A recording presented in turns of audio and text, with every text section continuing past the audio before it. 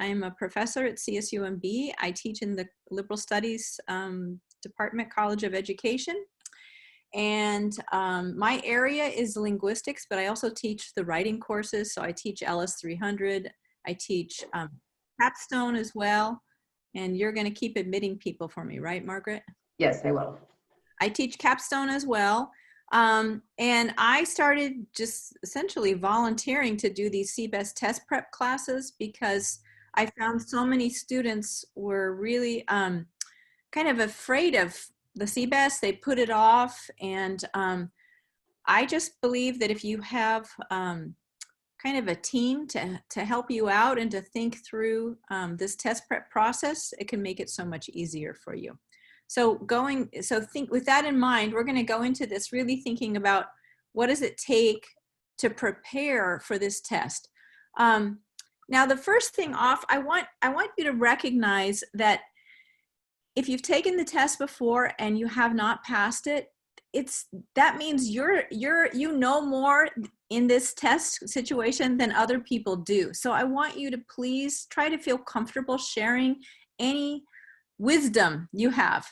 And I know you don't know each other, but we're going to get to be friends, I hope. I know Zoom is very impersonal, and I'm trying to come up with better techniques for making the online experience more personal.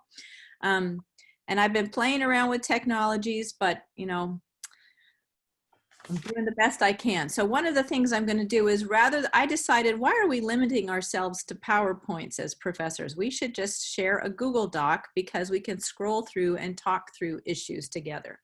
So I'm going to do that. How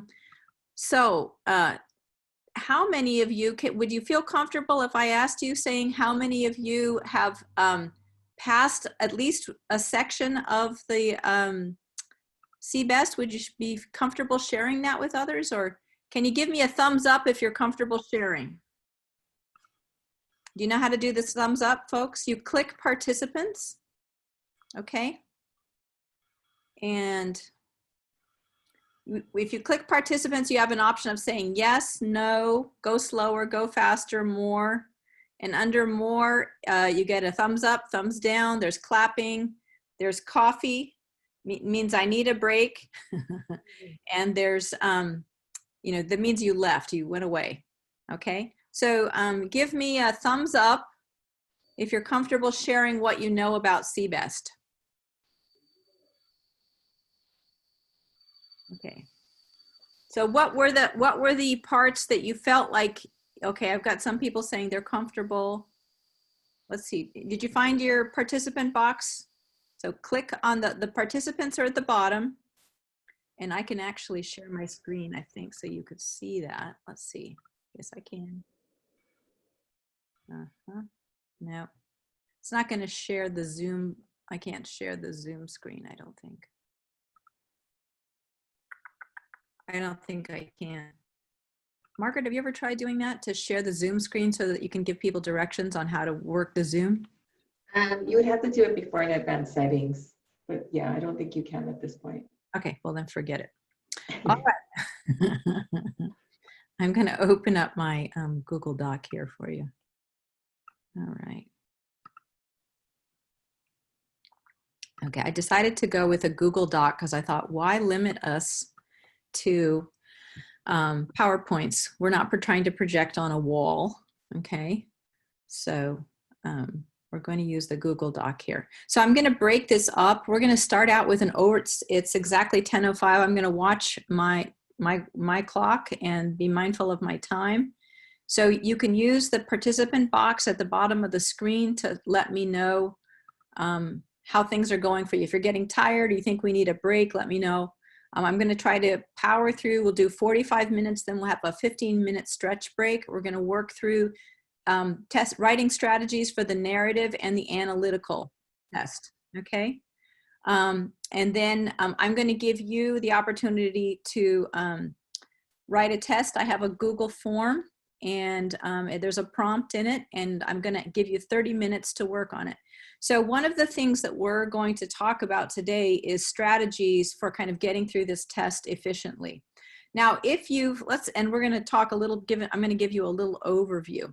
So I want you to post in the chat, what is your goal for today? By the way, can everyone give me a thumbs up if you can see the screen well and this is working for you? I can make it larger. Okay, tell me, does it need to be larger? If it needs to be larger, write it in the chat. Actually, it looks really good on my screens.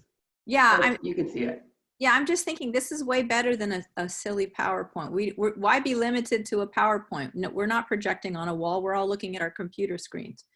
So anyway, I've been having all these revelations about online teaching, and I want you to think that way too, because you may be teaching online. We don't know how long this pandemic's going to go on for. And by the way, give me a thumbs up. How are you feeling about all of this? Post in the chat box. What are your thoughts? I think we need to do some social emotional check-ins. Stressful. Stressful? Yeah. Well, let's just make this a fun and easy day and not feel stressed, okay? I know that I know 3 hours of a Zoom meeting is terrible. So let's try to make it easy on you, okay? Well, I thought you were talking about the pandemic. Pandemic, yeah, it's terrible. No, but I mean, everything is stressful. The pandemic, trying to think about preparing for an exam, it's all stressful. So let's just take a deep breath and relax. Again, I'm going to have you get up and do stretch breaks a lot. Okay. So hopefully we've got most of our participants here. Where's the number?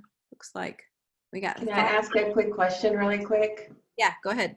Melinda and Taylor, we've been looking into the CBEST test sites. What are the challenges you're having with registering?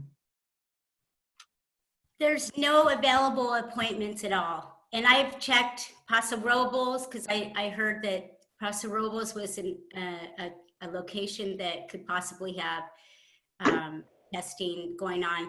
I went to several different areas and still the calendar looks blank and the test dates are still, there's nothing. It says canceled for July and June, and then there's no other options after that. So I'm kind of worried a little bit because I'm coming into, I want to get my CBEST passed and finished before I start my credential or apply for my credential. Which starts in spring. So this is my last semester, fall, and the summer session too. But I'm kind of a little bit nervous, and I don't know if they're lenient on the CBEST being completed before I enter or apply for the credential. And that's what I was going to ask you guys. Well, I know the test sites, we've been told that the Pearson test sites are kind of the only ones open. Test sites that are still in institutions like high schools are still closed. Are you trying to register for paper-based or computer-based? The paper-based, and all 3, and then I cut it down to 2, and then I thought that it doesn't really matter if it's paper or computer. You have to go to that test site. That's what I thought. Yes, that's true. But it's just, there's no options. You're having the same problem too? One other person said. Taylor, I think Taylor said. Oh, okay. Yeah, I'm trying to find testing. I'm in SoCal right now. Okay, yeah. So I'm having a hard time as well. Okay. Yeah, we've been looking into that to find out what's going on, but we're kind of running into the same things. We can't get a hold of anybody at the testing in the CTC site. They keep referring to a website, but the website is like going through a rabbit hole. It's just too much information on that test site. Okay. Well, I mean, we'll try to get more information and then hopefully send out something this week. Thank you. I think that, I mean, I'm going to make a prediction. I don't have any concrete evidence. I have as much evidence as Mindy. Mindy, nice. Oh, hi, I'm Dean. Oh my God, I didn't realize. Good to see you. Good to see you. Really nice to see you too. Yeah. So I have about as much information as you and Margaret. I mean, Margaret was in a webinar with the CTC, right, last week. And then they also, some of the education leadership faculty also reported out at a meeting I was at last week. And basically for the fall, you're able to go into the credential program without CBEST, at least not permanently, obviously, but they'll give you a pass because they know people can't take the test. I have a feeling, I worked for Pearson many years ago. I have a feeling they're going to figure out a way to give this online. I don't know how they'll do that, but there's there's technology out there to secure it online. So, you know, if we continue moving forward like this because of the pandemic, which I think we probably will. I think it's going to be like this for probably maybe another year. And I highly what I want you to do is think about strategies to cope. Let's work on coping strategies. We need to think about how do we get ourselves out of bed every day and feel okay. We need to take a deep breath. We need to pat ourselves on the back and say, you know, what are our gratitudes? Remember our gratitudes. I'm alive. The sun is shining, you know, even if it's really lousy, just think about the positive, because we have to do this to move ourselves forward. There's a lot going on. Everyone is trying to handle so much right now. So, you know, eat healthy, take care of yourself. Okay. Deep breath, deep breath. And be happy that we're healthy. Yeah. And, you know, stretch, take care of yourselves.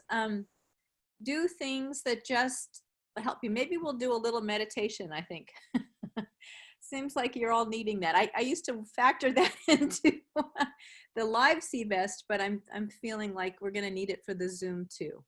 Okay, so I'm looking at the comments in the chat box.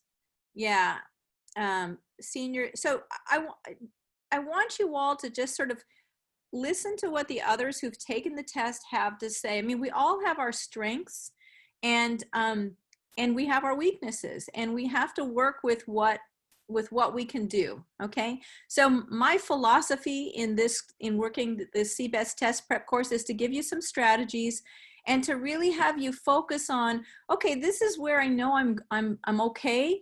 These are the areas I need to really work on, and come at it with the growth mindset. Do you all know what a growth mindset is? Have you covered that topic in your liberal studies classes? There was a professor at Stanford who basically looked at who are the folks that like get discouraged and give up, versus who are the folks that even when life knocks them down, they keep at it. And she identified that as a kind of growth mindset. And she said, you know, when we take a problem and rather than like taking it personally and thinking there's something wrong with me, turning it around and saying, okay, what was it that made me miss that? Take your ego out of it. And that's all I can tell you. Take your ego out of it. You know, we know from learning science that the brains have the infinite capacity to grow and develop if we use them. The brains are like a muscle. So we need to just get out there and ask ourselves, okay, what is it I can do? And just make small tweaks. We can't make big tweaks right now. We're in a kind of tough situation, and we have to be kind to ourselves, okay? So everybody thumbs up for kind to ourselves. I want to see all the thumbs up. Come on. Physically or in the chat box, okay? Okay. So I've got, you know, Vanessa Perez says she's rescheduled 3 times and every time they get canceled. Yeah, I think it's just going to be that way. Now, those of you who've taken the test, can you give us some of your words of wisdom? What were the things that occurred in the test that you weren't prepared for? Because that's something that everybody can learn from, and only you know it. So people who've taken the test before, if you're willing, please write in the chat box, what's your word of wisdom for those who've never taken it before? Because some people have never taken it at all. I'm not seeing any typing. Nobody's willing to type. Okay. Oh, yep.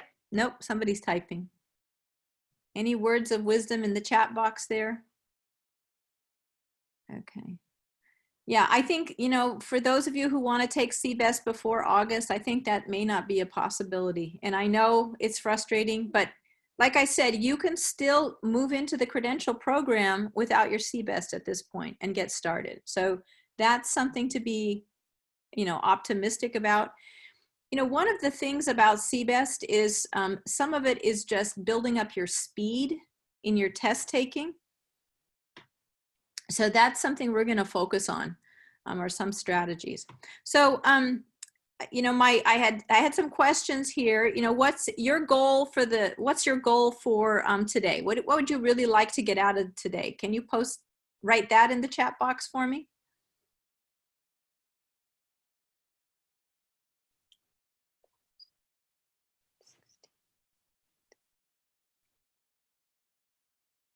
Okay, good, good, good, good.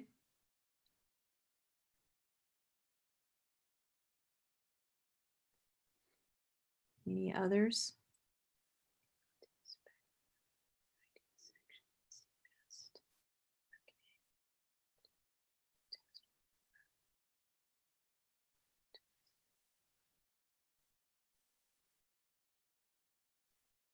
Okay, I'm reading your, so I understand, you want to understand what the test will cover and just some practice at writing. We're going to do that today. Some people, this is a first time. Writing strategies, yeah, that's what we're going to work on today too. Reading strategies, yeah, we're going to work on that too. Now, Vanessa Perez, I have to say that after taking Link 393, you have a lot of reading strategies you may not be aware of, because we did that quite a bit. But we'll keep working on some of those today. Okay, been busy and you haven't had time to take it. Okay, so let's just talk about the test in general. So the CBEST, I'm gonna move this out of the way. Can you see my screen, everybody? Okay, so here's the CBEST, some background on it, and please post your questions in the chat as I'm talking through this. So the test is 50 reading questions, 49 math questions, and 2 essays, and you've got 4 hours to complete it in. You can complete the test in any order you want. Like, you can dive in and go with what you feel like you're most confident in. If you take the test and you don't pass a section of it, you can take the test again and you get the full 4 hours to work on that section. And actually, there's an interesting history behind that. Years ago, you used to have to take the whole test, and I think it was actually 3 hours. And it was the 50 reading questions, the 49 math questions, and the 2 essays in 3 hours. So you really had to write that essay in half an hour. And one of the things I do when I do the CBEST test prep, and it's been a good strategy because people have reported to me that it's been helpful and they've been able to pass, is I recommend that you time yourself so that you're actually writing according to you're working on the test according to the old 3 hour time frame, because then guess what? You got a whole hour to go back and check your questions, reread your writing, everything. So you basically are able to get done in the 3 hours, and then you have that 4th hour to kind of review, okay? I want people to go in and pass it the first time. I don't want them taking it over and over again. I highly recommend, there's a lot of value to test preparation. They say this test covers everything up to 8th grade. Well, most of you haven't looked at that 8th grade material for a heck of a long time. The math section, I know I'd have to study because it's not something I do all the time. So these are things that, I don't like it when people use the narrative or the rhetoric about, oh, it's just up to 8th grade, because in fact, it's a lot harder. Either you're being timed, so you're under pressure, right? And a lot of it is material you haven't looked at. Plus, in the reading section, they're not just testing your ability to read, they're testing your ability to read and learn. And we're going to talk about that, okay? So it is actually harder than people make it out to be, and God bless people who just take it cold old, but I think most prepare. So there's no shame in it. As a matter of fact, the smart people are the one to prepare. The people that don't prepare, that's just not a good idea. Now, here in my on my Google Sheet, I have a link to the CTC website. All you have to do is Google CBEST, okay? And tell me if you can still see my screen, because I think I might have to do a new screen share. Do I need to do a new screen share? Can you see the CTC site? It's good, okay. You know, as Mindy pointed out, look here, you know, the April and the July have been canceled. The CTC's website operates on an academic year cycle. So what happens is usually the last test that's given in an academic year is in July, and then they print the next cycle sometime in August. And notice they always start in September, December, February. That's for the paper-based test. Typically for the computer-based test, they offer it, I think it's once a month, but you know, because of the sites being closed, they're not doing it. So anyway, you can go to this site yourself. Just Google CTC, which is the Center for, was it Teacher Credentialing, and CBEST, okay? Google CBEST, okay? And then you can get this information. They also have practice tests, at least one there with the answers. So those are always kind of useful. The more you practice, the better you're gonna get at this, okay? So let's move ahead here. I'm gonna try to stick with my time schedule. Okay, so the brain is a muscle. The more you practice, the faster and more efficient you'll be. Set a schedule for yourself and work backwards. I always used to tell students that if you're gonna take the test September 21st, then get a calendar out and work backwards, okay?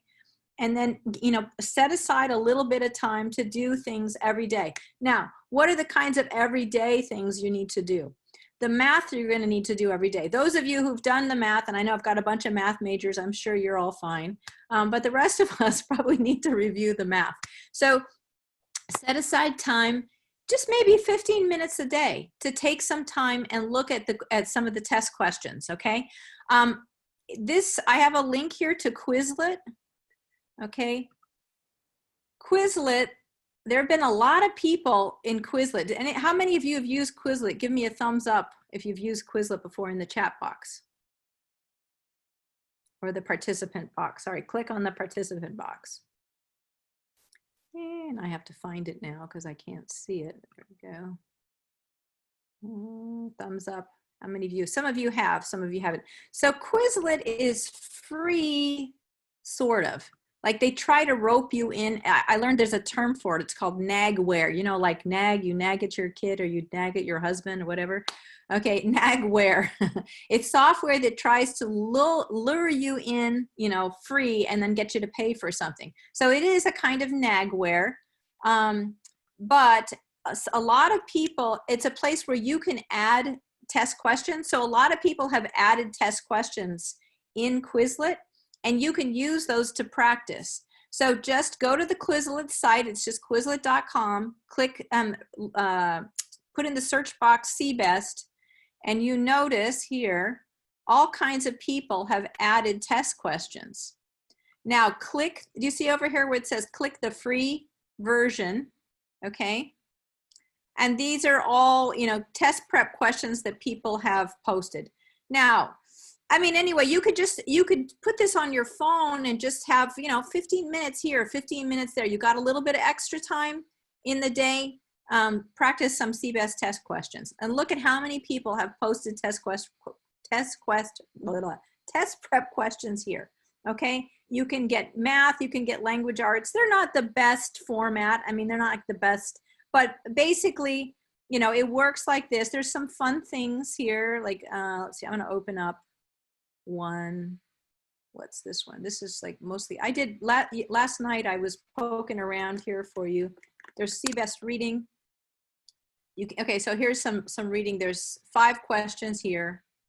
And this is basically, you know, what's a main clause, and you have to, so you click at the bottom here, what's a main clause, and then they give you a definition. It's, again, it's not rocket science, but it's kind of fun. And then there's games you can play where you do a kind of a matching game. They'll take the same question and you have to drag and drop, and it times you. So anyway, it just makes it a little bit less boring than going through a test book.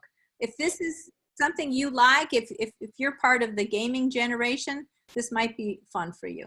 So play around with Quizlet, and if you get any cool ideas or if you find any cool resources, please send them my way so I can share them with other students, okay? You know, we're in this, you know, mystery land of COVID-19, and I think we need to expect that we're going to have to be sheltering in place for a long time, and we need to take care of ourselves. So again, just make it a game. Do a few of the test prep questions every day, and you know, as you're waiting, aim for preparing yourself, building that brain muscle. Okay. Again, identify your weaknesses and turn them into your strengths, okay? So if you have issues with math facts, you know, make flashcards. Quizlet's basically a flashcard program. If you'd rather do paper pencil, do paper and pencil. But Quizlet is something that you could do on your phone and fool around with the extra questions. Okay, so let's go into test taking strategies. There's two types of essay prompts. One is the descriptive or narrative essay. So notice that all of these questions are going to ask you a problem, describe a situation, and they're going to ask your response. So your job is to use one of these avenues, these what they call genre, these structural avenues for answering the question. So the narrative or descriptive essay will ask you to use evidence from your life experience, okay, to support your argument, okay? So you tell a narrative or a story that's significant in your life and explain its significance. The other type of essay prompt is an analyze a situation prompt, and that's where they want an expository essay, okay, where you analyze a situation. So there are two different kinds of strategies, or not strategies, but genres in terms of how you answer the question. So when you see the prompt, the first thing you got to do is get yourself in the mindset of, is this the descriptive kind of essay or the analytical kind of essay that I'm answering, okay? So let's have a look at this one. At some point in our lives, all of us face some sort of rejection or defeat. Write an essay about a time in your life when you experienced such a rejection. How did that experience affect you? Okay, I want you to think for a second, okay? Which kind of essay is that? Okay, now I want you to type your answer in the chat box.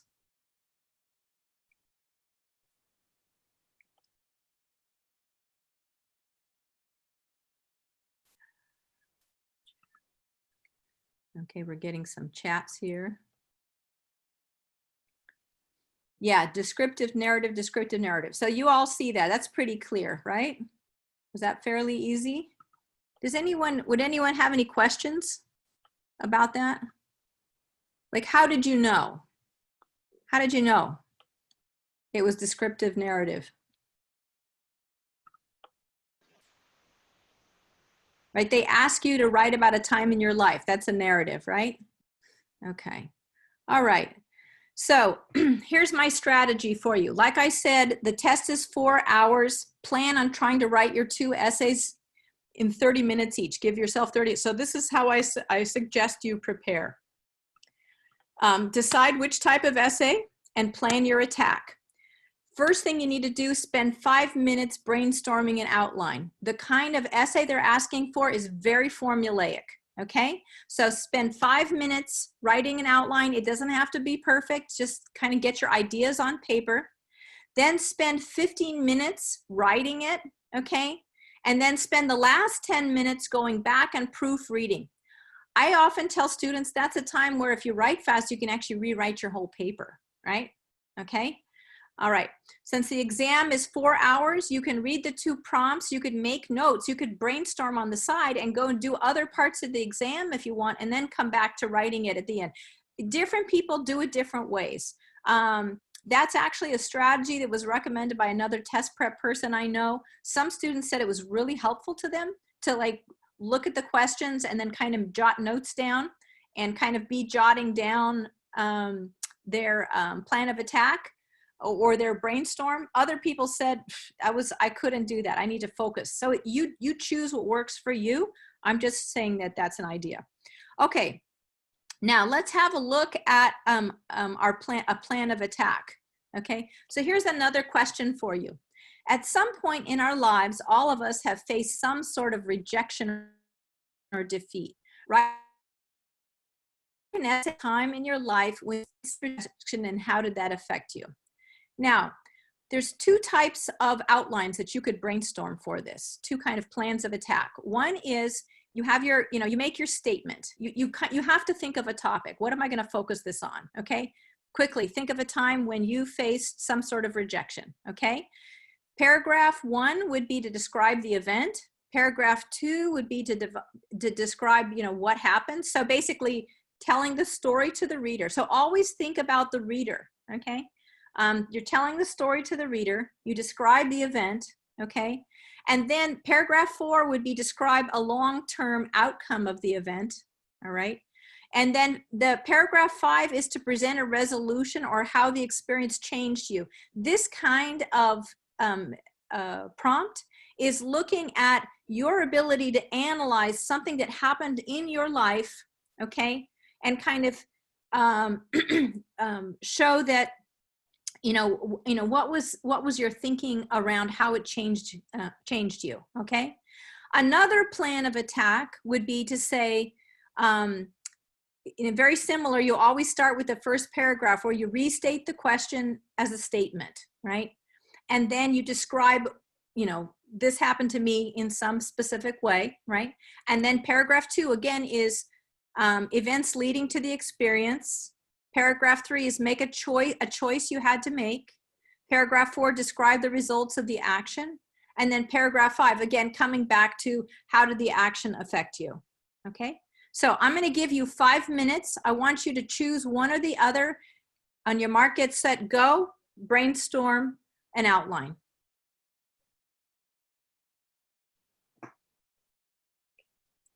I have this cool watch. I can set a timer.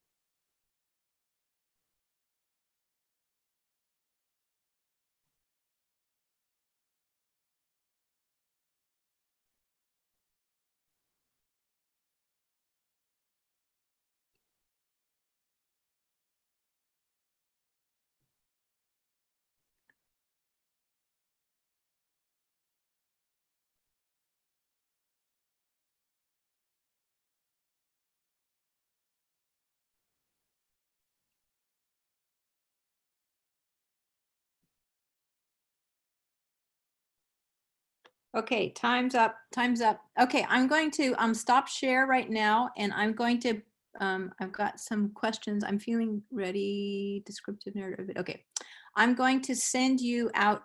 So the essay, Michelle Trujillo asked, how long does the essay have to be?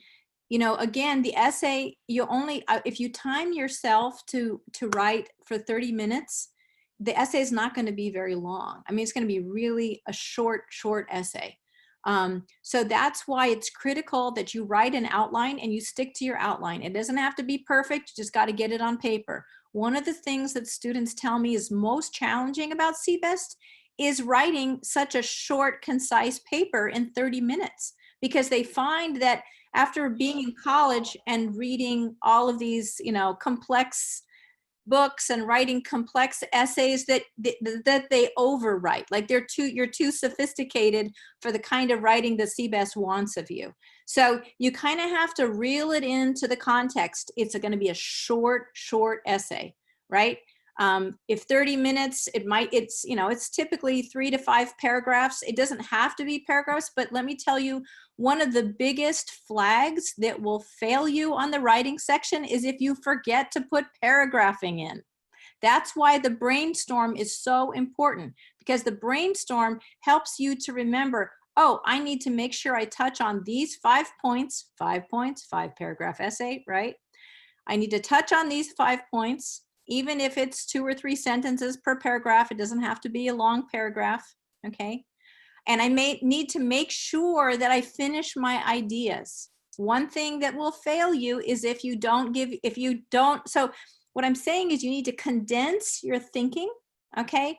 And really stick to that 5 minutes timed writing.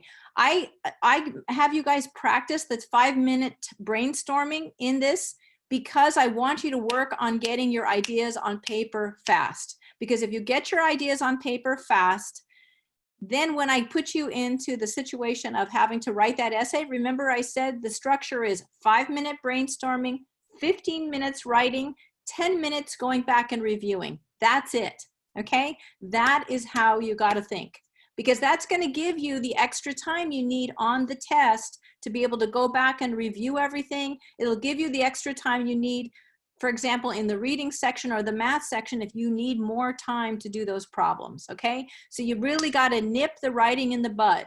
We can spend a lot of time staring at a paper and never writing anything. Don't go there. Don't go there. Just get really fast at brainstorming outline. Little secret, when I took my comprehensive exam for my master's in linguistics, we were given essay topics and we had to write a timed essay in a blue book, and that was whether you passed or failed your comprehensive exams. You had to name, you know, researchers and theorists and the dates that they wrote, right, and their theories. How did I study for that? Just like you're doing now. I made little flashcards outlining the key points, and when I sat down on the and I used to work with a group of people, and we would time ourselves. We'd go and we'd sit, we'd randomly give a card out that had a prompt on it, and then we would time ourselves. First thing I did, wrote the outline, 5 minutes, right? And then I sat and I wrote like a fiend, okay, for the 15 minutes, then went back and reviewed my work. So the things they're looking for, they're looking to see that people don't write an essay in 1 paragraph. That is going to fail you. You've got to have paragraphs, okay? So think of it this way. A paragraph is an idea, okay? Where you make your claim, you develop that idea, and then you, by giving supporting evidence, and then your final sentence takes the reader back to, this is my name match, okay? So it's one idea with supporting evidence, all right? So I'm gonna go back to share screen again. Hold on a minute, sorry. I'm a little slow, I gotta get faster at this. But it's all new stuff for all of us. All right, so I'm gonna go back to share screen again. All right.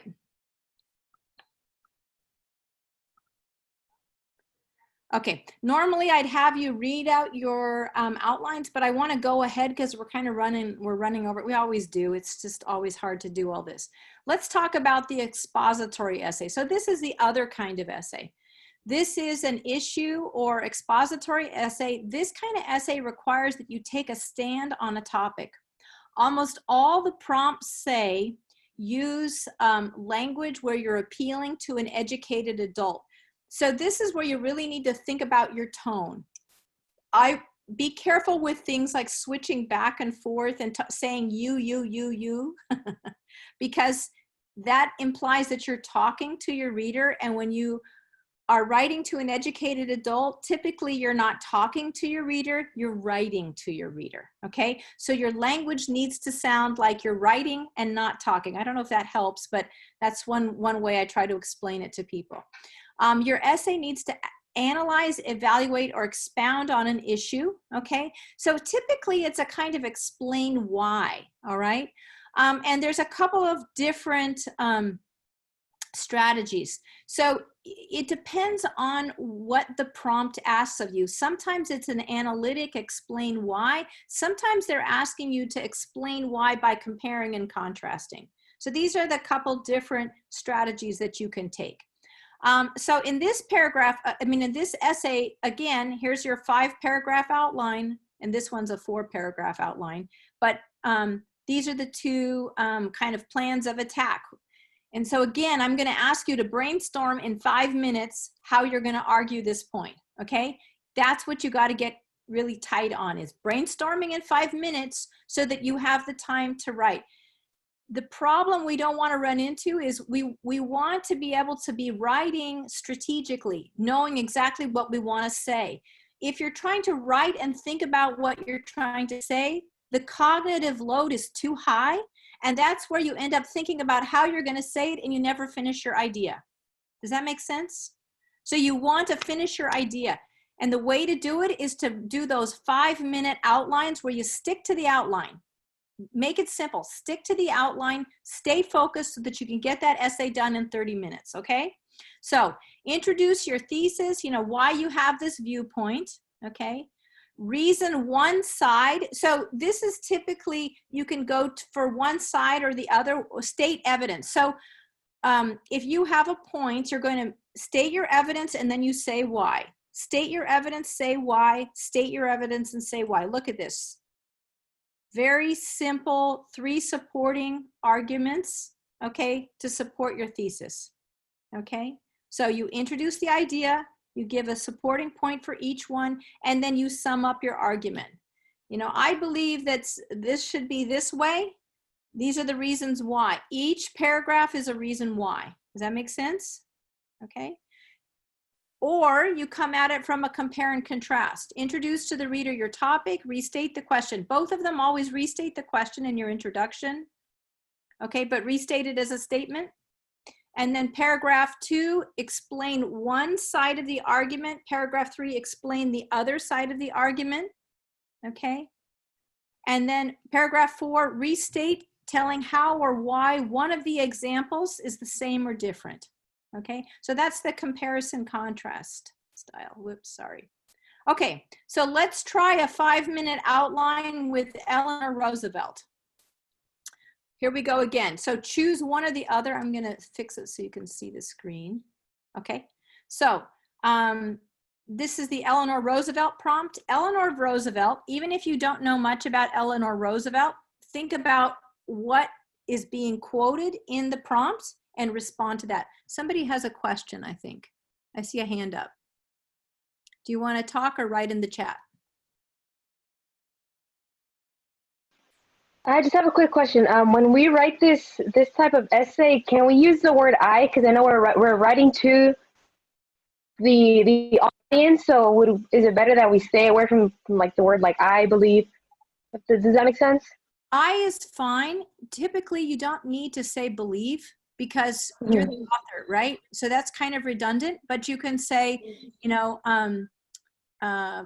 but again, or I feel, try to stay away from I feel, just be kind of confident and say something, like restate. We have Eleanor Roosevelt once observed, in the long run, we shape our lives and We shape our lives and we shape ourselves with and the choices we make are ultimately our own responsibility. In an essay to be read by an audience of educated adults, it's almost always going to say that. State whether you agree or disagree. So, restate it and say, I agree with Eleanor Roosevelt because, and then, either list your 3 points or, this one is really a 3 points sort of kind of essay.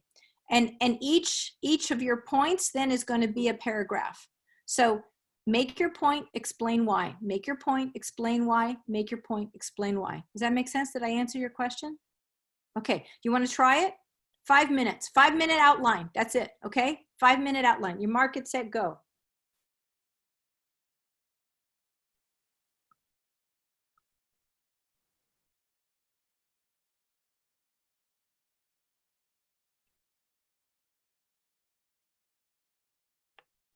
Okay. How did it go? Stop. Went okay. All right.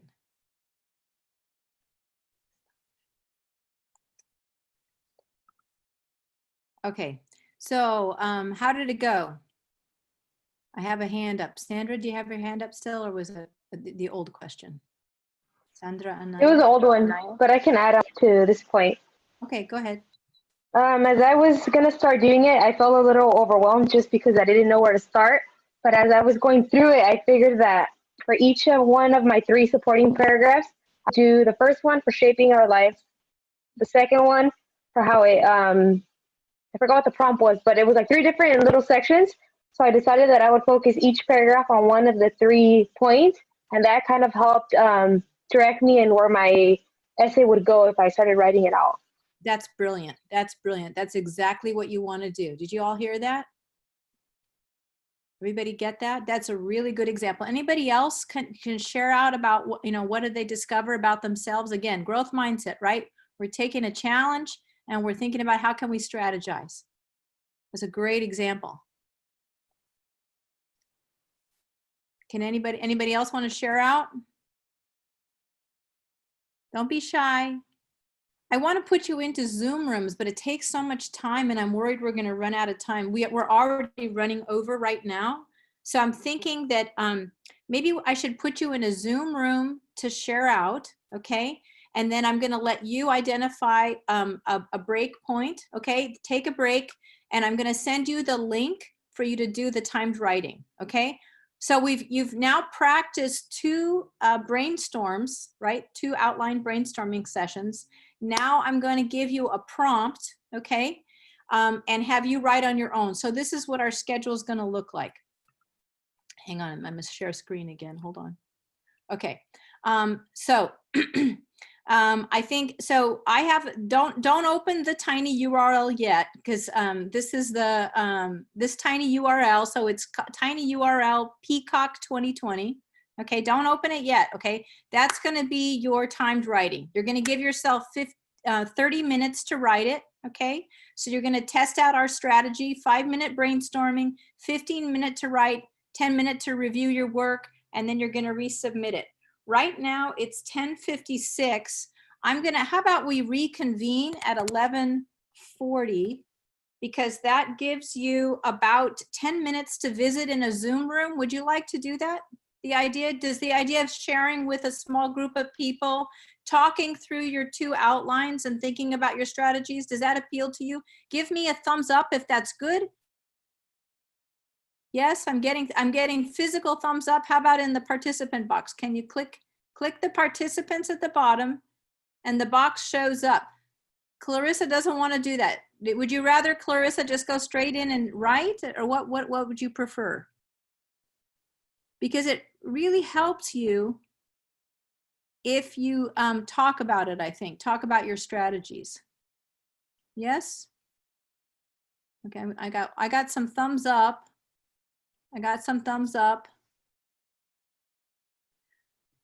I tell you what, Clarissa, if you don't want to talk to anybody. She said it was an accident. Oh, okay.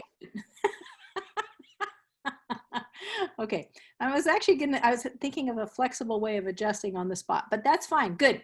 Okay, so I'm gonna put you in a Zoom. So this is our schedule. Let's just review the schedule for a second. So you're gonna have about 10 minutes to talk, and then I want you to open up the timed writing. Time yourself 30 minutes, and we're gonna reconvene at 11:40. Okay, is everybody ready? So, because I'm gonna let you break out, and then you set your own time. So introduce yourselves and talk about your two outline and what your strategies were, okay? And then you're all gonna dive in and work independently, quietly for 30 minutes. I want you to time yourself 30 minutes. So you wanna be starting your timed writing by 11:10, okay? Time writing starts at 11:10, and you can find it at, so make sure that you've written this down. You can find it at tinyurl.com/peacock. Everybody have that written down? Don't open it yet, because then it kind of defeats the point. Spend some time visiting and then take a little break, okay? Spend some time visiting and take about a 5-minute break. Get up and stretch. So I'm gonna have you share out, stop share. It's like I'm getting used to this. Here you go. And I'm gonna put you in breakout rooms. Hold on a minute. About 3 people to a group, because that way you get lots of time to talk. Introduce yourselves and share your strategies. Okay, so open all rooms. I have, oh, that's 3 rooms. Okay, this is the first time I did it.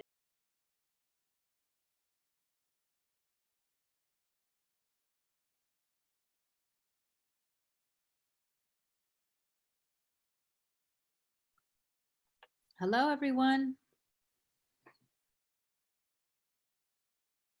Have you finished up your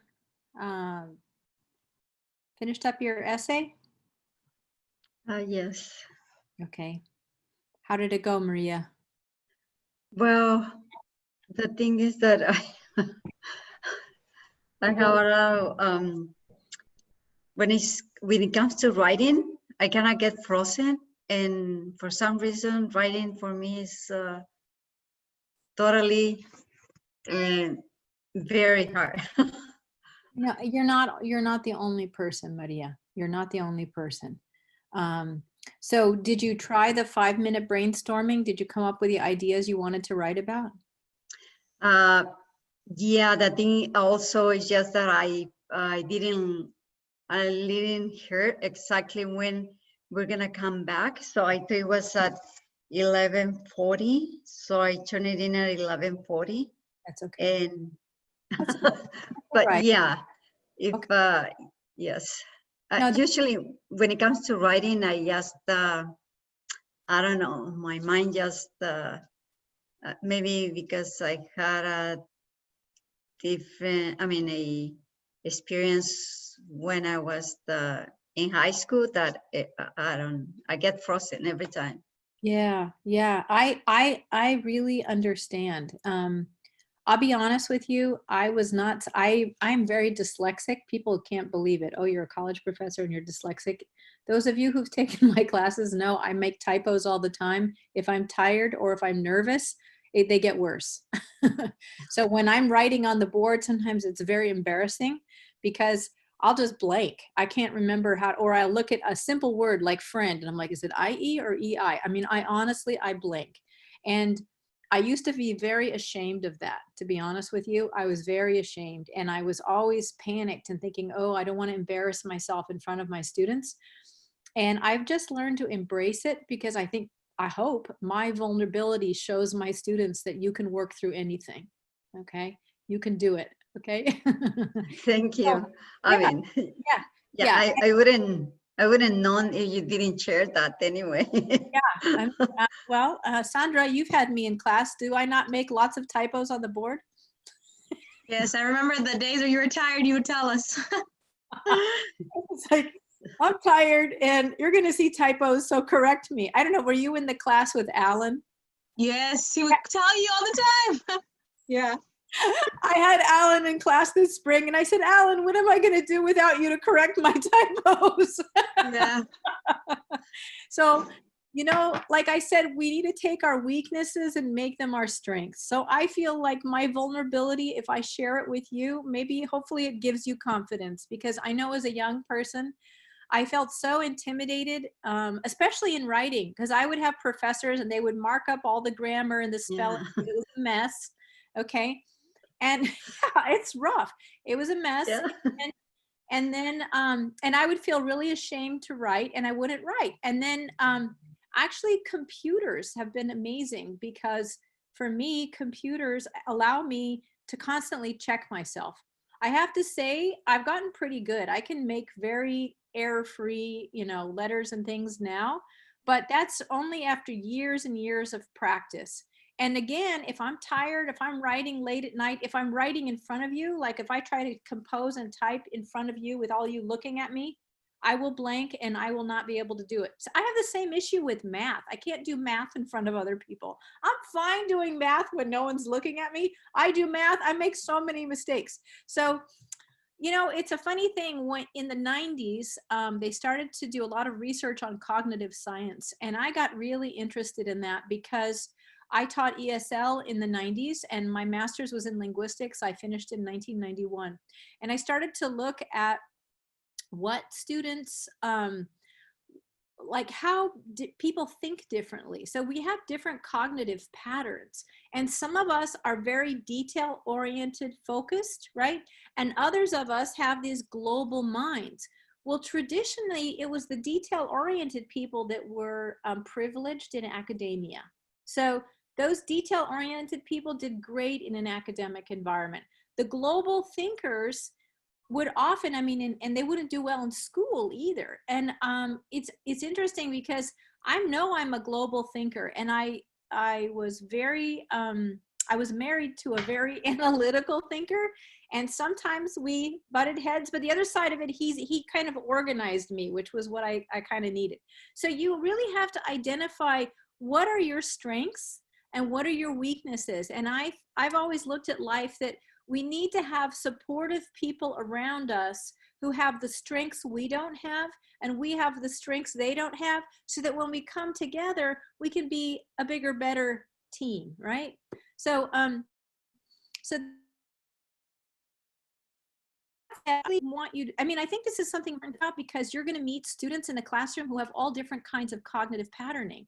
And we need to do two things. We need to encourage the diversity of student we encounter, but at the same time, we need to help those students identify what are their strengths and what are their weaknesses, and build on their weaknesses. Stephanie's clapping. Stacy's clapping. Thank you, Stacy. Yeah, we really need to help them like embrace it and not be ashamed, because, and that's one of the reasons why those of you, I don't know if you'll be taking Linguistics 393, but that's what I try to focus on in 393, is really unpacking meaning in language and hoping to create a classroom climate where you invite students to be curious about language and meaning and unpack meaning together, because in that way we all go to a deeper level. And also, when you think about it, when you write, you're writing with a vision of what you think the reader is going to understand. And oftentimes the reader doesn't have all the background information on the topic that you do. And somehow there's a mismatch. So I feel that you cannot write alone. You really can't write alone. You've got to be willing to give your writing to somebody else and get feedback. At the same time, you got to be willing to work with a person who doesn't just look at your grammar, but says, wait a minute, let's start with the meaning, okay?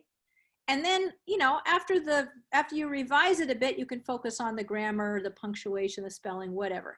Okay, so meaning's always first. That said, it's challenging in a CBEST context, right? Because you don't have any feedback. You got 30 minutes and you just got to do your best. So my advice to you is follow that outline strategy and just take a deep breath and be confident. I'm going to do this. I'm going to make it. Okay. I'll look at your writing and I'll give you feedback. But I think we need to move ahead with the reading section. So I'm going to share my screen with you again and just talk to you about a few things that we're going to do. So just in the chat box, how did the, real quickly, just how did the writing go for you? Can everybody type in how did it go? Did you get finished? Did you feel like you finished in the 30 minutes? Because that's the hardest part, is getting finished in 30 minutes. How many of you felt like your essay was kind of unfinished? Yeah, definitely unfinished. It was a little quick, and like the topic, it was like there's so much to think about, and all I could think about like is stuff going on right now. Being in San Diego, it's like really crazy, everything going on and everything. So I kind of try to focus on that, but there's just so much to focus on within that, so it's a lot. Yeah, so I don't know what to say except try to have tunnel vision, you know? Yeah. I zero in on those 3 points. It's a very kind of stupid formulaic writing. I didn't say that, I'm being recorded. No, I think it's good that you say that, because you know we're kind of taught in college not to be doing this structured paragraph form, so it's kind of difficult to come back to that. Yeah, and I think you got to figure it's a different genre, right? We write for different purposes. The purpose of this is for the folks reading it to get a sense of your writing. You know, are you fairly literate, and can you go in and work with students and model, you know, halfway decent writing? That's all they're looking for. So, you know, go with your strengths, keep it short, keep it sweet, brainstorm. I cannot tell you more. I cannot tell you more often to take a prompt and just do those 5-minute brainstorming sessions with as many prompts as you can, and then grab a prompt and give yourself a whatever 25-minute timed writing, because the faster you get at this, the easier it's going to be on that test. Okay. Felicia says, I felt like it was short and I was talking a lot about myself. That's okay, Felicia. I mean, if you're giving examples, that works. That works. Anybody else have anything else they want to say? Gabriela says, surprisingly, I was able to finish mine, even though it took me more time than I thought. Good job, Gabriela, good job. Yeah, so again, you know, grab extra prompts. I'm going to give you some resources that have extra prompts, and just play with them. Set a time writing. Set yourself up for a time writing. Let's see.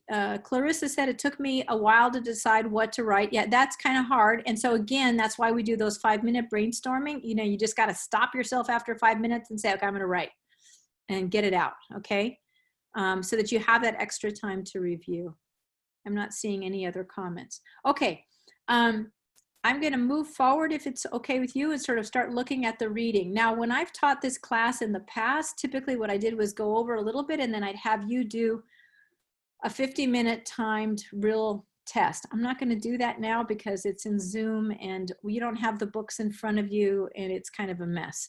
So instead, what I'm going to have you do is I'm going to go over some strategies for the reading, and then I'm going to put you in your breakout groups, and I'm going to give you some sample test questions, and this is what I want you to do. A couple of you took linguistics with me, right? I got 4 of you who had linguistics. I think three who've had linguistics with me. In the beginning of the linguistics class, one of the things I always do with students is I have them think about strategizing for test taking. And so I give them a sample,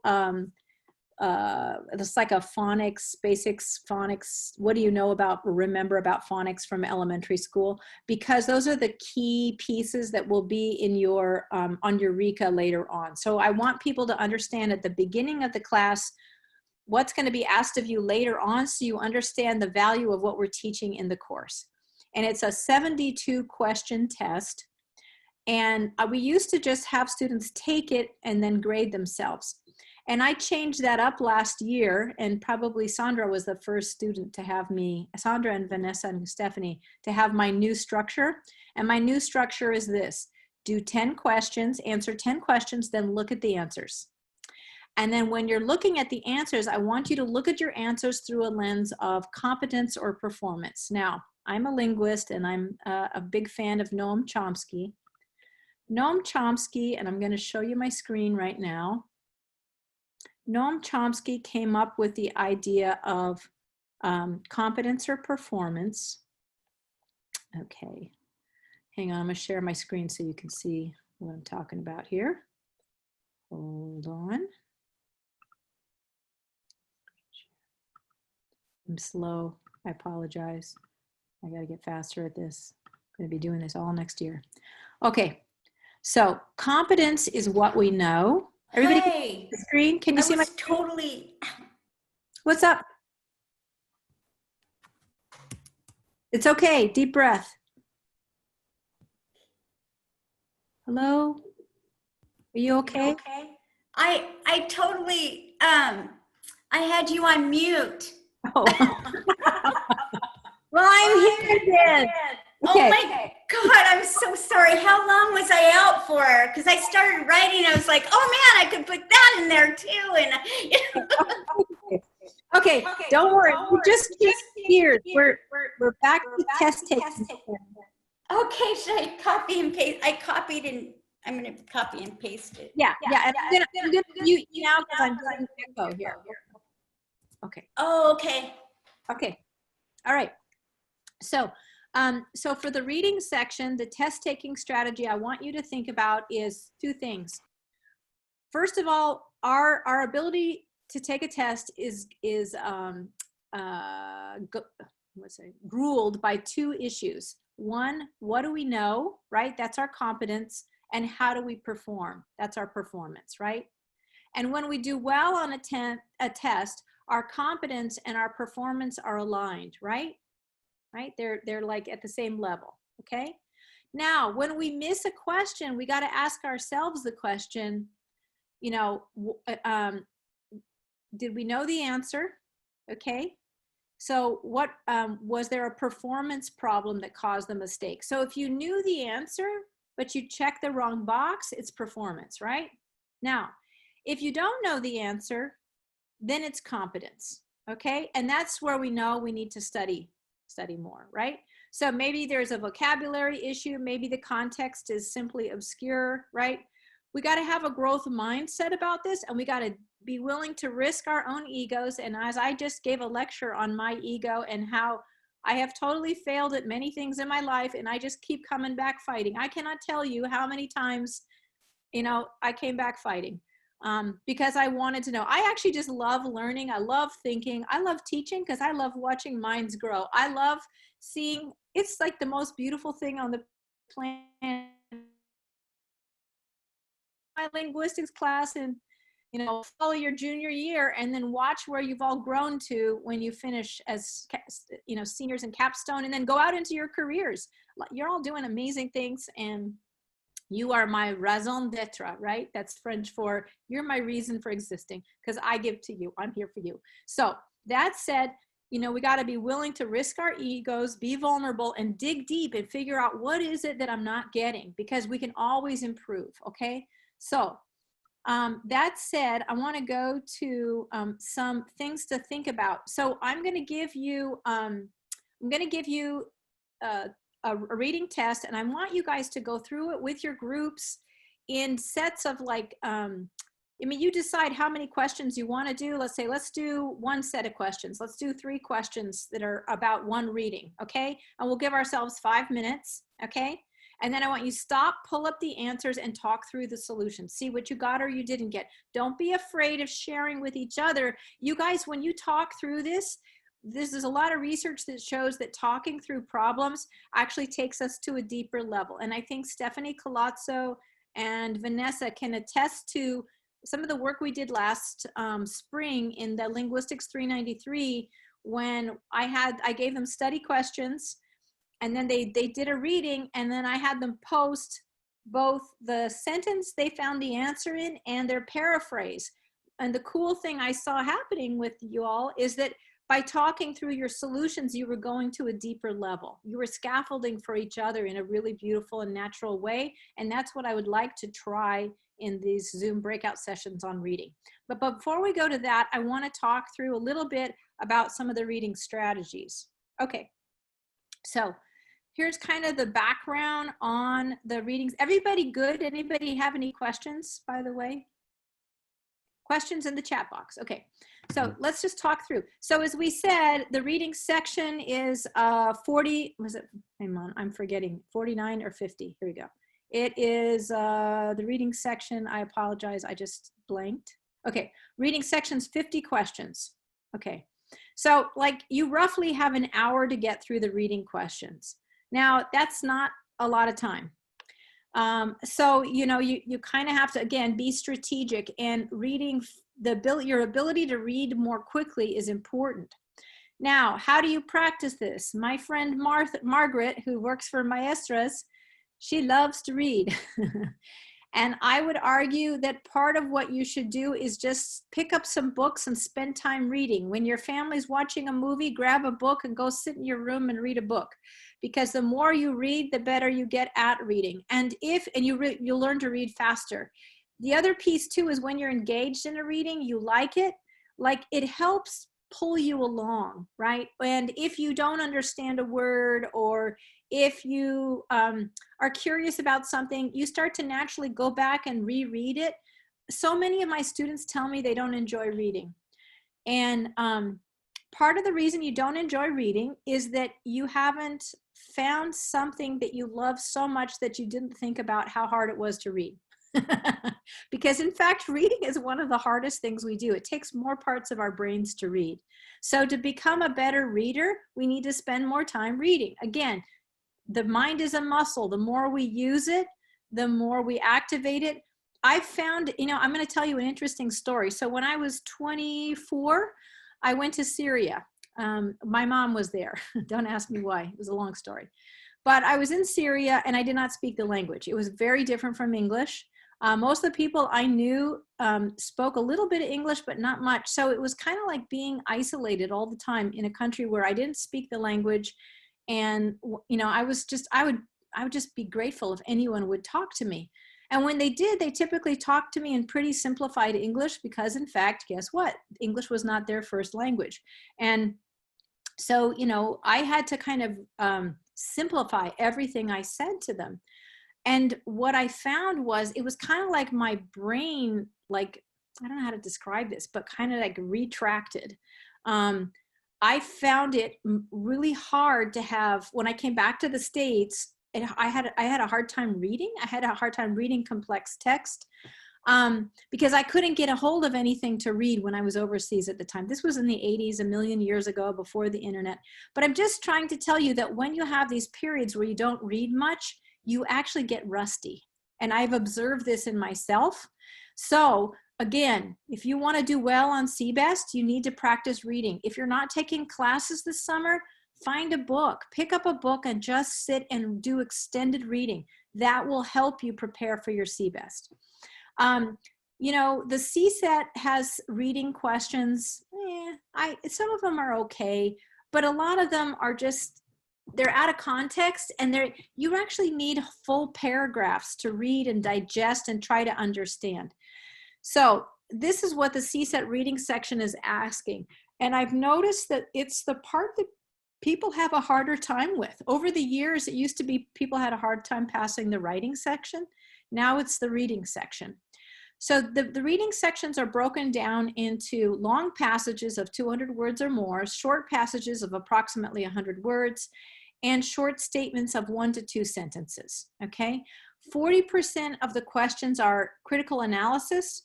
So where they'll ask you to identify reasons, details, or facts, distinguish fact from opinion, compare and contrast information, make predictions and logical assumption, and recognize an author's underlying attitude, opinion, tone, or viewpoint. Now, that seems challenging, but we're going to look at some samples and I'm going to give you some clues.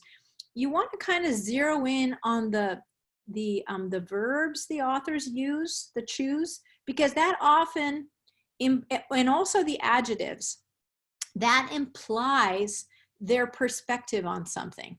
Okay, so we're going to have a look at that in a minute. And then 60% of the questions are comprehension research. So they're asking you to identify a main idea, purpose, meaning of a word, phrase in a context. This is, I think, the hardest part about the CBEST reading is they ask you to identify it in a context. And it might be something you know nothing about. For example, I was looking at test prep questions last night, and the context is tax law. I don't know anything about tax law. You probably don't know anything about tax law. Maybe Mindy does because she used to have a business. But otherwise, most people probably don't have any idea about tax law. So what you're having to do is try to figure out what they're saying, okay? But I want you to go back and think about that point that we thought of in the writing section, claim, evidence, warrant. Claim, evidence, warrant. Most authors use that patterning when they're writing.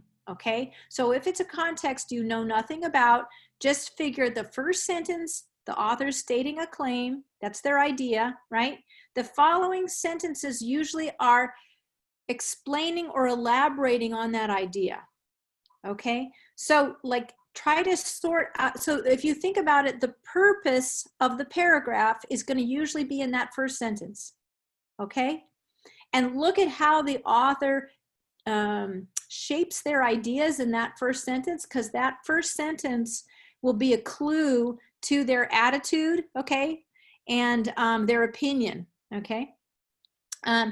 It also asks you to do things like draw conclusions, generalizations, or inferences. That typically is the big picture, right? So you have to read through the whole section to get what they're saying.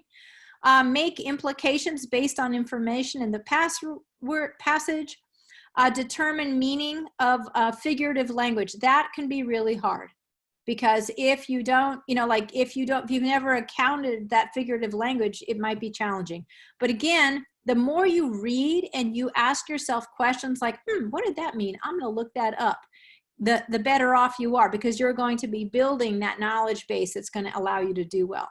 Okay, and then determine the sequence of events. Now that's not so challenging, because guess what? We have signal words like first, second, third.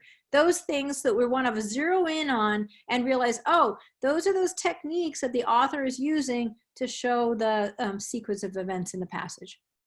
Okay, so I'm going to take you to, hold on a minute, a sample. Can you all see this? Can you see this new text? Yes, I get a thumbs up. Okay, good. So I'm going to give you access to some reference materials. This material is in there, so you could spend more time on it. This was one I actually, this came out out of one of the CBEST test prep books. Actually, Vanessa, it's the same one that you have, right? Vanessa, you're the one who borrowed a CBEST test prep book, right? You have the yellow one, right? Is Vanessa there? I don't know. I'm like not. Yeah, I've got the yellow one too. Yeah, from You do too? Okay. So yeah. This reading section actually came out of the book you guys have already. Okay. But I liked it because I think they did a really good job of breaking all this stuff down. And you're going to have access to this document when, after we're done. Okay. So, but notice what they have here. They have kind of general strategies. They say, they recommend this 4-step approach. Pre-read the questions, read and mark the passage, focus on stated or implied information, and answer the questions that is asked. Okay, so now this is the hard part, y'all. We're in a totally digital world right now, right? So it's you don't have the opportunity to read and mark the passage, and this is hard. Because when we write, when we use our hands to manipulate things, it's actually stimulating our cognitive processing. So we need to find life hacks to do what we can't do with a pen and paper around us. So my recommendation to you is to get a notepad and keep a notepad in front of you. And as you're going through, just kind of jot down notes, because as you're jotting down notes, it's helping to stimulate that organization for yourself. So, you might write Q1 for question 1. And as you're reading through, make notes on key points that you see. Don't copy the whole passage, but make points like, P1 for paragraph 1, and then maybe write a key word that you think, is focused on the meeting. Kind of like make notes that marks the passage for you, okay? So that you can kind of go back and look at that as you're taking the test. There are so there is software, and we practiced using that software in the Ling class last semester. Stephanie Colazzo and Vanessa, did you try downloading that software? The one that was one of my other students in the other class had recommended, the Duo, because I tried to use it on this document and it wouldn't work last night. So, you know, sometimes when you have PDFs, you can use this, there's software that allows you to go in and mark it up, but I wasn't able to do it on this, even though I downloaded it to my computer, and I don't know why. Oh, somebody's texting here. Okay, the chat says, who's saying? Vanessa said she tried it, but it didn't work for me. Yeah, I'm having that problem either. Anybody else have any hacks, software hacks for marking on PDFs? I'll be honest with you, I'm working with a team of faculty. There's like 300 of us, and we're trying to come up with like learning hacks for teaching online because there's so many different products available. But it's funny, they don't all work the same for everybody. For some people, they work great. For some people, they don't work. So I'm not quite sure what the what the deal is. I'm trying to work on.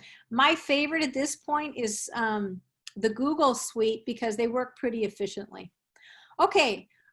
So I am going to. Dr. Gage, Yes. really quick, there's something called Hypothesis that will let you mark documents. Okay. And then you can actually, after you mark them, you can edit them, and then it saves them all at like at the it's kind of like the software that it uses. You can go back and look at everything you've annotated. Okay. Was that free or did you? Yeah, it's free. I'm using it for Patty Wang's class right now. Perfect. Okay. Okay. Yeah, Patty Wang's really good at these things. I need to learn more from her. So I'm going to write that in the box. It's a software called, is it spelled like this? Is that it? Yes. Yeah. Okay. Okay. So that might be useful because you can get these documents and then download them and then mark them up. Okay. Thank you. I'm gonna work on that. I mean, I'm looking for all kinds of software right now. So any cool thing you find, share it with me. I'm gonna share it with everybody else. Okay. So with this document, they kind of break down in this reading section the different kinds of questions. They say, you know, pre-read the questions. That's pretty, you know, typical. Read and mark the passage. You know, the idea is that's active reading. So if you can't mark the passage, then make notes. Focus on the stated or implied information. And sometimes you got to read it a couple times to figure out what that is. Okay. And then you want to ask the questions that are answered. So let's kind of go through quickly. I'm watching my time because I'm going to put you into groups in a bit to work through questions on your own, but I want to go through some of these so you can think about this. Okay. Practice general strategies here. Here's the pre-read question. So let's pre-read this together. The author's argument in favor of freedom of speech may be summarized in which of the following ways? Okay. 1, if every speaker is not free, no speaker is. Speech keeps us free from the animal kingdom. As we think, so we speak. The Bill of Rights ensures free speech. Lunatic speeches are not free speeches. Okay. So in kind of looking at this, you know, as they say, it's really important to zero in on what's the point, that the question that's being asked. So they say, you know, circle freedom of speech. So that's the point. So the questions, the question parts you're going to circle in and focus on will be those you remember when you're reading the passage. Okay. So after pre-reading the questions and then read and mark the passage, it's always, they're suggesting, you know, mark down or write down those spots that contain the relevant information to the questions you've read. Okay, so this is just, how many of you, show me thumbs up, had test prep strategies like this in high school that you remember? Can I see the thumbs up here? Or is this totally new to you? See, I don't know what kind of background you all have, so it's hard to know. Sandra remembers this. Vanessa remembers this. Anybody else? No? Everybody else is quiet as church mice. Okay, yes, okay, good. I'm seeing some thumbs up here. Okay, all right. So sample 2, how about the next one? Read and mark the passage. Now, notice here how they've gone through and they've marked the key sections of the passage. This one was an interesting one to me because I teach it, And I don't necessarily agree with the passage, but anyway, by the time a child starts school, he or she has mastered the major part of the rules of grammar. The child has managed to accomplish the remarkable feat in such a short time by experimenting with and generalizing the rules all alone. Each child, in effect, discovers language in the first few years of life. When it comes to vocabulary growth, it's a different story. Unlike grammar, the chief means by which people learn vocabulary is memorization. Some people have a hard time learning and remembering new words. Now, I disagree with that. That is so false. It's not even funny. That's like ancient history vocabulary literature. We remember vocabulary by remembering the context it's in, and human beings are incredibly creative, and we use, that's what poetry does, amazing job of playing with vocabulary, right? So it's remembering the context it was in and what it was associated with, because a word is only as good as the concert of words it lives in. So think of a word as like a single instrument in a symphony of language. That's Dr. Gage, quote Dr. Gage. So anyway, this is wrong, but at any rate, what are they saying? Okay. So if we come down here, they're saying that although, here's your question, although vocabulary growth involves memorization and grammar learning, although vocabulary growth involves memorization and grammar learning does not, which of the, this is like such a weird question. Although vocabulary growth involves memorization and grammar learning does not.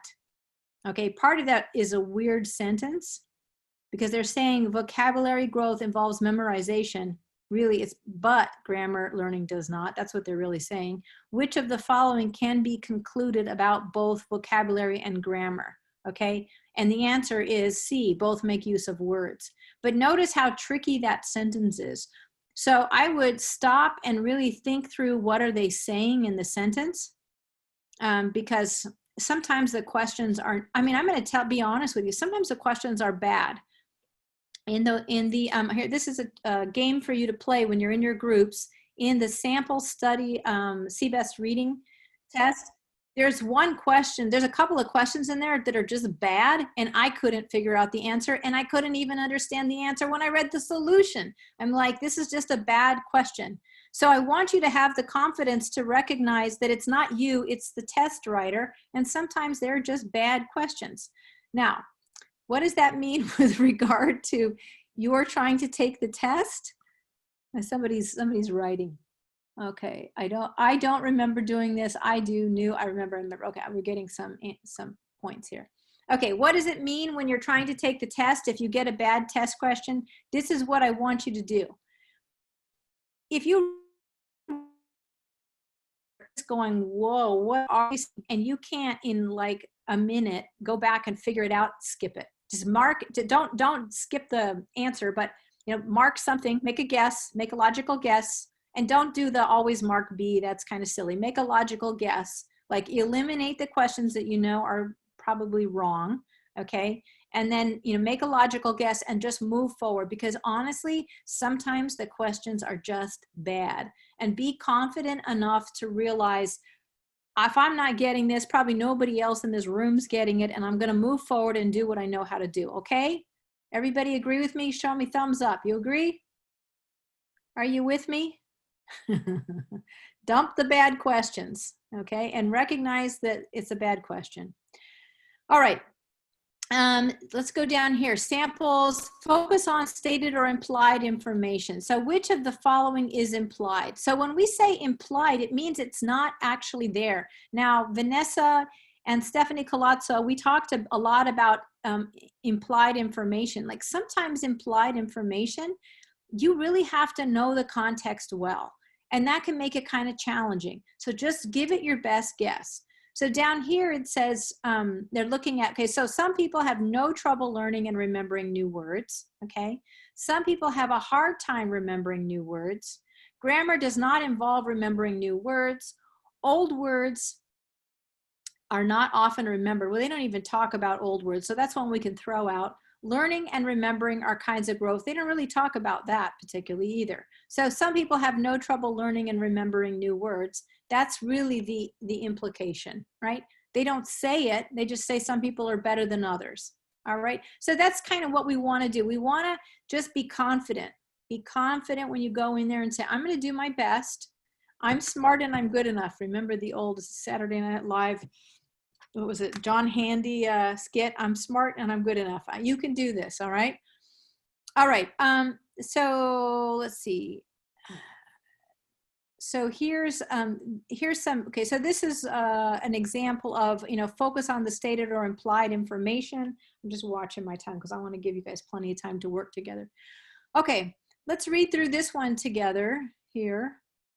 So it sounds like such a simple thing to do. Buy some new light bulbs, screw them in, save the planet. But a lot of people these days are finding the new the new compact fluorescent bulbs anything but simple. Consumers who are trying them say they sometimes fail to work or wear out early. At best, people discover that using the bulbs requires learning a long list of do's and don'ts. Now, I want you to stop for a second and think about that first paragraph. What do you think the author's attitude is about the fluorescent bulbs? Write it in the chat. What do you think? Do you think the author likes fluorescent bulbs or is not so much in favor of them? Just from the first paragraph.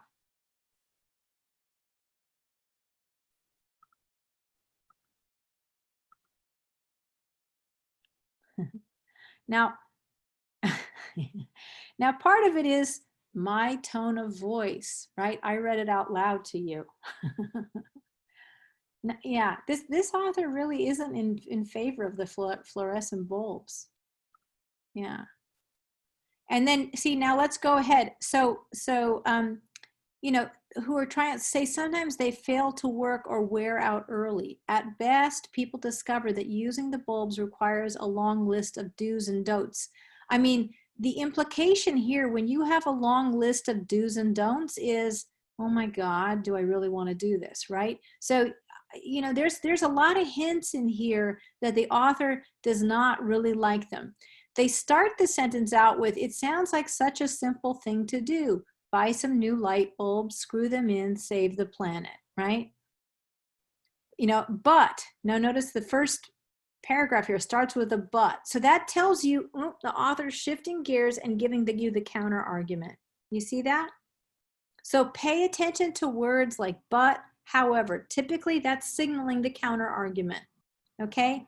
And then you get a sense of this is the author's idea. Take the case of Karen Zurcher and her husband in San Francisco. Inspired by watching the movie An Inconvenient Truth, they decided to swap out nearly every incandescent bulb in their home for energy-saving compact fluorescents. Instead of having a satisfying green moment, now notice here, instead of, what does that mean? Instead of, type it in the chat box. What does that mean?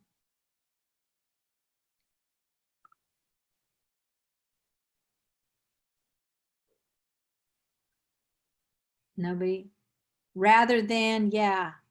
They're not having a satisfying green moment, yeah. I'm looking at your chat comments.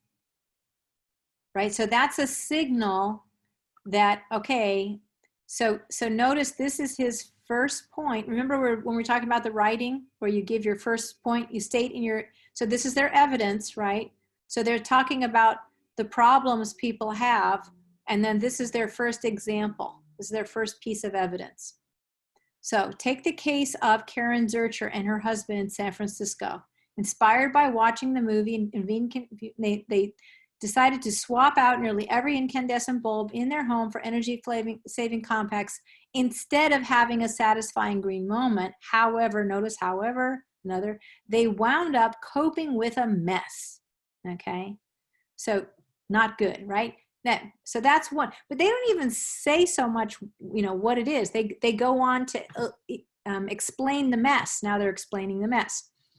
One of the 16 electric bulbs the Zurchers bought at a local discount store did not work at all. They said, and 3 others died within hours. The bulbs were supposed to burn for 10,000 hours, meaning that they should have lasted for years in normal use. It's irritating, said Mrs. Zurcher. Okay. Irritation seems to be rising as more consumers try compact fluorescent bulbs.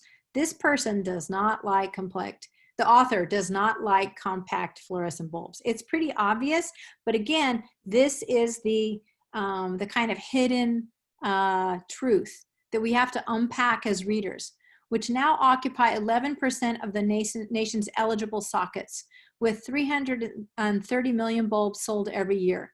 Consumers are posting vociferous complaints. Now, vociferous, let's just do a quick brainstorm. What does vociferous mean? And if you cover up the ferrous, voci, what does that sound like to you all? Type it in the chat box. What does the voci sound like?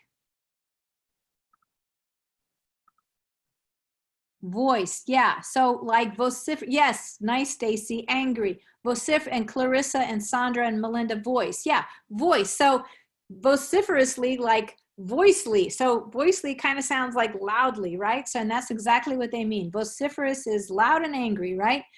Posting vociferous complaints on the internet after trying the bulbs and finding them lacking. So we notice, so when an author uses a verb like vociferous complaints, I mean, that's really showing the author's attitude, you know, trying to reel the reader in to get on their side, okay? Some experts who study the issue blame the government for the quality problems. By the way, government's a real easy group of people to blame. So a lot of writers turn to blaming the government. But we forget we are the government, right? Some experts who study the issue blame the government for the quality problem, saying an intensive federal push to lower the price essentially backfired by encouraging manufacturers to use cheap components. In pursuit of the Holy Grail, we stepped on the consumer, said Michael Simovich, director of Lighting Center at the University of California, Davis. That's also an interesting quote. Why? Because like when you quote,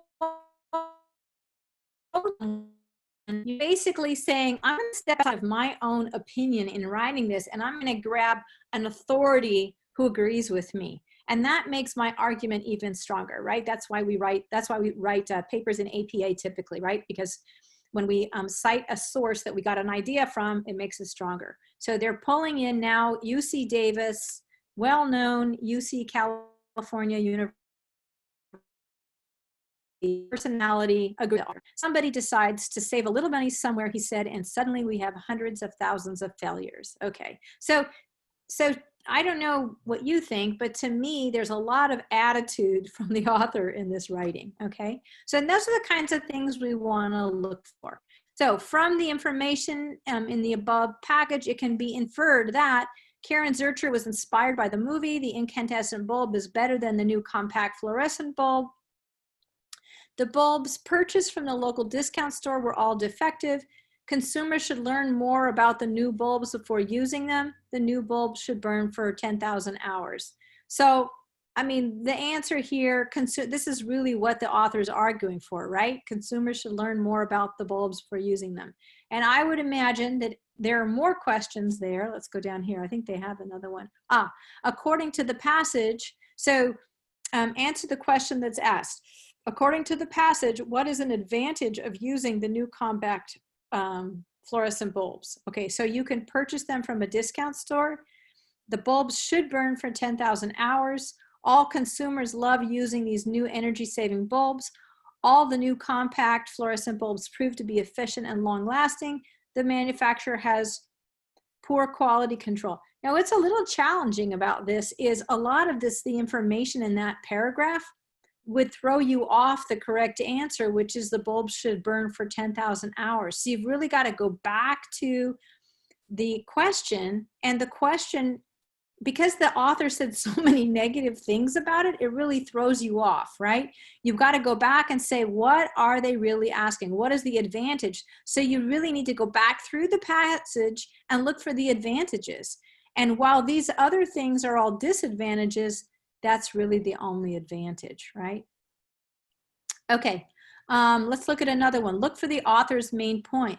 There are many ways to ask about the main point of a passage. What's the main idea? So the author's main idea is, in this passage is to, so let's think about it, promote the use of new compact fluorescent bulbs, get consumers to replace old bulbs with new green bulbs. Okay, promote the use of new compact fluorescent bulbs? I don't think so, right? Thumbs down. That's not what they're saying. We talked about that. Get consumers to replace old bulbs with the new green bulbs? I don't think that's right either, huh? Describe the problems consumers are having with the new bulbs. That sort of looks like it's in the ballpark to me, right? Explain the amount of energy saved with the new bulbs. Okay, now the author does explain the amount of energy saved, right? But it's like a side note, right? It's not the main thrust of that paragraph, which is pretty negative. And then inspire us to see the movie Inconvenient Truth. Again, that's just a point about the character, Karen, whatever her name was, who's in the paragraph. The answer is really, you know, obviously describe the problems consumers are having. That's really the thrust of the article. So you really want to zero in and like not get thrown off, because there are true statements in those answers, but that's not what the author's main idea is, okay? So go back and look at the question carefully. Okay, I'm not gonna keep reading this one. This is the last one. Read all the choices to look for the best answer. As we know that one. I want to have you go ahead and practice. Okay, are any questions or comments? I see a note in the chat box. Sarcasm throughout the piece. Yes. Like, how many of you could kind of notice the sarcasm throughout the piece? Anybody else? Can you give me a thumbs up on that one? Yeah. Okay. So this is I'm going to give you the URL to the practice. So everybody's seeing my screen right now. Okay. I'm going to give you a URL to the practice folder. So hold on a second. Hold on. Okay, so I'm going to give you the URL to the practice folder, but I want you to follow me first before you open it up. So you're all going to have, can you see my screen? Are we good? Thumbs up? Yes, good. Okay, you're all going to have access to all these documents, and you may have already got them before, and I'm sorry if you did. This is the best we can do right now. Okay, so what I want you to do is go, okay, so what we just covered a minute ago was here, okay? So you can always, you have this for you to go back and look at later, okay? All right. There's some additional CBEST writing documents here. I think both of these are from that yellow book that Mindy and Vanessa have, okay?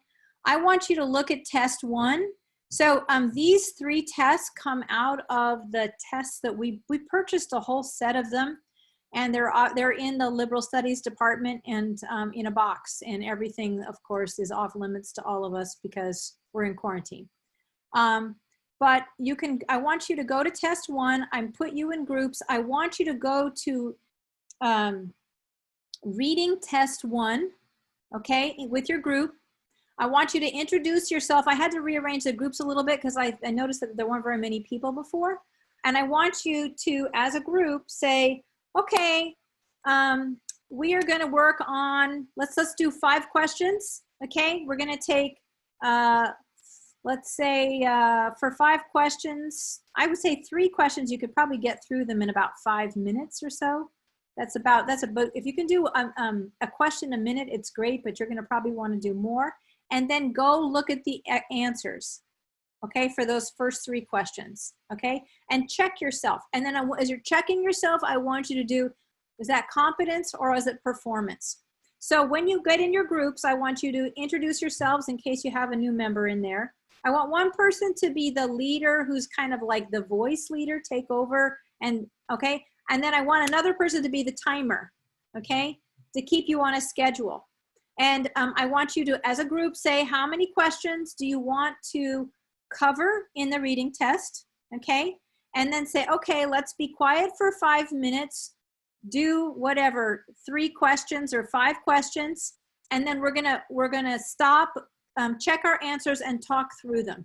Did you get this? Did you not get it through that? Okay. And we're gonna spend, now I wanna spend, it's 12:38 right now. I want you to take a 5-minute break because we're tired. We've been sitting and listening. Then I want you to reconvene at, let's say it's 12:38. Why don't you reconvene at 12:45? And then I want you to, you're gonna go, I'm gonna put you in your breakout rooms, and I want you to work through problems, okay? I want you to give yourself, let's come back together at 1:15. Actually, I think we should work longer. Why don't you guys keep working? Why don't you work from 12:45 to 1:20, and then we're gonna come back together at 1:20 and kind of talk through our experience, okay? So so you have one person who's the group leader, one person is the timer, and then make one person be the things we notice. After you've done a set of questions, then the things we notice, and we'll talk about those things we notice at 1:20 when we come back, and we'll spend the last 10 minutes talking, okay? So 5-minute break, reconvene, talk to each other, identify how many questions, and do a few at a time, and then check your answers. Like I said, my strategy, I think it's easier because you're using your time together to work through and talk through what you get or don't get, okay? Are we ready? Yes? Okay, so here's the, here's the tiny URL, open it up. I'm gonna put you in your groups, and then I want you to introduce yourselves, decide on your group roles, and then take a 5-minute break and reconvene at 12:45. Okay, so hang on, I'm putting you in your groups. Okay, everybody, first you need to get this open because I can't share screen and put you in your groups at the same time, I don't think. Can I? I don't think I can. Because I don't see those. Yeah, I don't have those. So did everybody get their tiny URL and get this package open? And you know it's open test 1, open reading test. You see that? Did you go there? Anybody not be able to get in? Because then I'm going to put you in your groups. Can you put it on the chat? Can you put the link in the chat? Oh, yeah.